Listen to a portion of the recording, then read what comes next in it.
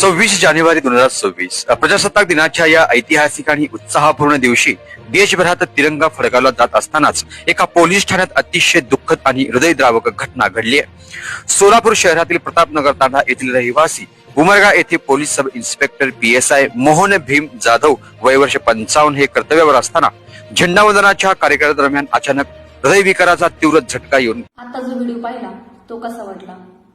छान वाटला का? तुम्ही असं म्हणाल की छान वाटला का असं का विचारताय? ह्या तुम्हाला तो व्हिडिओ पाहताना स्वतःची काही भीती वाटली की नाही? तुम्ही त्या ठिकाणी स्वतःला पाहिलं की नाही हा विचार करायचा आहे। आज आपण चांगले आहोत तर आपलं घर चांगलं आहे, फॅमिली चांगली, सगळे चांगले आहेत। आज आपण जर आजारी असेल तर आपली फॅमिली सगळी आजारी पडते, हा पण विचार करायचा आहे। त्यासाठी स्वतःकडे लक्ष देणं हे महत्वाचं आहे।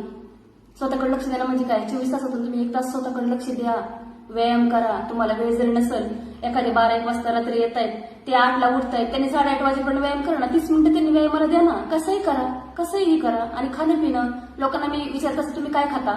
लोक काय करा म्हणतात आम्ही फिट आहेत आणि आम्ही खूप स्ट्रॉंग खाणं खातो।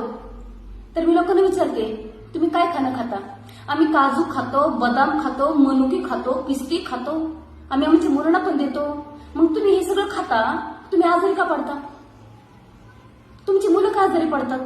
त्यांना का व्हायरल इन्फेक्शन लगेच की गाठतं? हा कधी विचार केलाय का तुम्ही? तुम्हाला काजू, मनुके, बदाम याचं प्रमाण माहितीये का? नाही माहितीये। मग आणि पुन्हा त्याच्यामधून ऑल व्हिटॅमिन्स तुम्हाला मिळतात का हे पण माहिती नाहीये। आणि अजून एक गैरसमज करून घ्यायचं नाहीये तुम्ही, कारण की आणखीन घेतलं होतं, तणक्याचं वजन कमी झालं, पण त्याचं पुन्हा वजन वाढलं। मला एक सांगा, जे 10 वर्षापासून 5 वर्षापासून करतात त्यांना विचारा ना तुम्ही, अनुभव व्यक्तींचा अनुभव घ्या। ज्यांना अनुभव कमी, तुम्ही त्यांचा अनुभव घेऊन निगेटिव्ह का होता? मला हे कळत नाहीये। आणि स्पेशली खर्च जर म्हटलं ना तर आपण एका टायमाला मुलांना घेऊन बाहेर जरी गेलो हॉटेलला जेवायला तरी आपले 3,500-4,000 रुपये सहज जातात। कुठे आपण फिरायला गेलो, आपण कपडे घ्यायला गेलो तर आपण ब्रँडेड कपडे घेतो, आपण हलके कपडे घेत नाहीत, चॉईस करत नाहीत।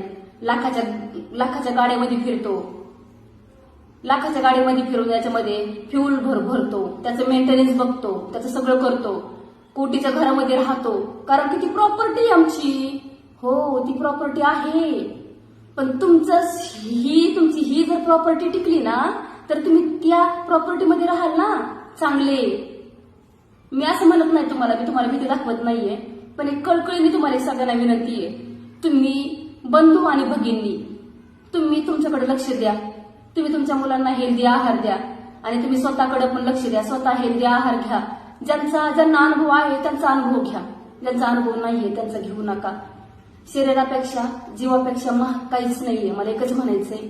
आणि वेळ ही आपल्या हातामध्ये, टाइम टेबल बनवायचा, सेटअप करायचं, हे सगळे आपल्या हातामध्ये। एकदा ठरवलं ना बॉस, खरं होतं, खरंच होतं।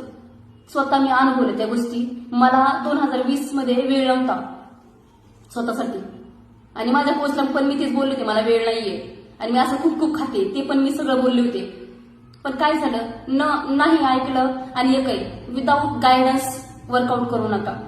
आपला माहिती नसतं की आपल्या मसल्स लॉस होत आहेत का, वजन लॉस होत आहे का, चरबी लोंबतीये, कुठं काय होतंय म्हणून हे आपलं माहिती होत नाही आणि हे आपलं कळतही नाहीये। त्याच्यामुळं विदाऊट कोच आणि विदाऊट गायडन्स वजन कमी करू नका। आणि वजन कमी करण्याचा संबंध नाहीये तर फिट राहण्याचा संबंध आहे, आणि तोही आतून फिट राहाल तर आपल्याला अटॅक येऊ शकत नाही, आपला स्ट्रोक येऊ शकत नाही, आपला शुगर होऊ शकत नाही, आणि कोणतेच आजार होऊ शकणार नाहीये, हे तुम्ही लक्षात ठेवायचंय।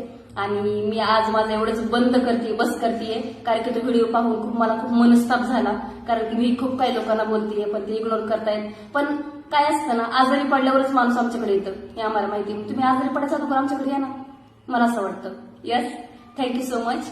तुमचा जो दिवस आहे तो शुभ जाऊ, छान जाऊ, मस्त जाऊ। Thank you so much.